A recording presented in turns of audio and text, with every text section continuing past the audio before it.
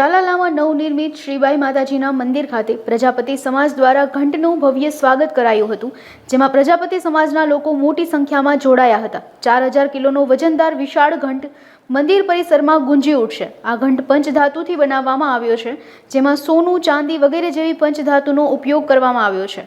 આ નવનિર્મિત શ્રીબાઈ માતાજીના મંદિરની 3 દિવસ પ્રાણ પ્રતિષ્ઠા ચાલશે, ત્યારે તમામ ભાવિકોએ લાભ લેવા પ્રજાપતિ સમાજે નિમંત્રણ પાઠવેલ છે।